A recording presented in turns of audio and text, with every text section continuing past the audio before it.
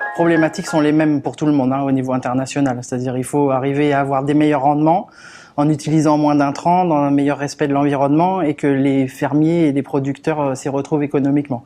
Donc cette équation-là, c'est la même pour tout le monde.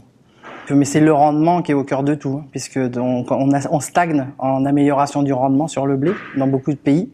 Dans les pays producteurs en particulier, il faut absolument qu'on arrête de stagner et qu'on relance la machine à améliorer le blé. Par rapport au riz, par exemple, ou au maïs, le blé est en train de perdre de la compétitivité. Travailler sur le blé, c'est quand même un gros challenge. Il y a des difficultés inhérentes à la génétique du blé qui font qu'il y a une tradition de travail collectif dans la communauté du blé. Donc beaucoup dans le public, il y a des programmes de recherche communs, donc beaucoup de collaborations qui existent depuis 20 ans sur le blé. Et dans le privé aussi, les compagnies se parlent pour voir ce qu'elles peuvent faire ensemble. Le génome du blé, par exemple, est extrêmement complexe. Il est 5 fois plus gros que le génome humain et on n'a pas encore sa séquence. Donc on entend parler souvent dans les médias, on a eu la séquence de l'homme, on a la séquence du chimpanzé, on a la séquence de la souris, mais on n'a pas la séquence du blé. On a la séquence du riz, on a la séquence du maïs, on a la séquence du sorgho, on a la séquence d'une vingtaine de plantes. Et on n'a pas celle du blé parce que c'est un très très gros génome extrêmement compliqué à séquencer. C'est l'information fondamentale pour aller rechercher quels sont les gènes responsables des caractères agronomiques, dont le rendement,